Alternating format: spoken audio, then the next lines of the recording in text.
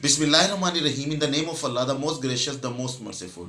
Dear viewers, as you know, I have started figure of speech series for your convenience, and I have mentioned that I would try to present them in the learning through fun methodology.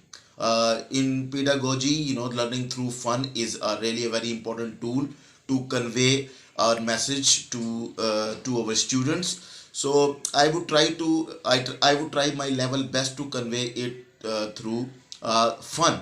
Uh, before this, before today's topic, I have already presented in your service simile, metaphor, personification, hyperbole, and paradox. So today we are going to discuss the sixth, without any particular order. Today I'm going to present sixth uh, topic, that is alliteration. First of all, I would like to give little bit stress on its pronunciation, that this the word is alliteration. The starting sound is alliteration. So this means that the occurrence and the repetition of consonant sound that is found in the beginning letter, and it goes throughout the sentence, or in the maximum part of words in the sentence. This, the sound is repeated, the consonant sound is repeated, that is called alliteration. Now I would try to clarify furthermore with some examples. As I said that for democracy, it is said that government of the people, for the people, by the people. So you can say the word per sound is repeated, like government of the people, by the people, for the people. So likewise, I can say another example: I saw a saw which could not saw.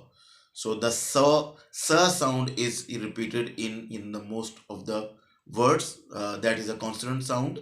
Likewise, I can say पत्थर के खुदा, पत्थर के सनम, पत्थर के ही इंसान पाए हैं. Look, the poet is saying that the पत्थर के खुदा, पत्थर के सनम, पत्थर के ही इंसान पाए. So this, the sound, consonant sound is repeated. So we can say like this. Like there is another, the beautiful example of alliteration, that Chandu के चाचा ने चंदू की चाची को चांदनी रात ने चांदनी चौक में चांदी के चम्मच से चटनी चटाई. So you can see that cha sound is repeated in most of the words from the beginning till end. It goes and it dominates. So we call it alliteration.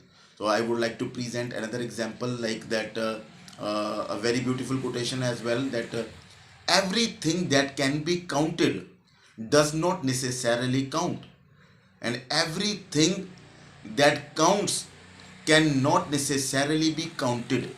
So in this example, you see the k sound, is repeated, throughout the sentence. So this is alliteration. So we have seen through the different examples, and the with the comparison of Urdu and English presentation, we have try to grasp and try to get the clarity of this figure of speech, that is alliteration.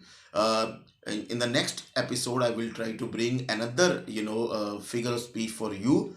Hopefully you would give your feedback wherever my error is found. Please don't shy to correct me, and wherever I'm found good enough for you, for your clarity, please also mention it. I would be waiting for your feedback.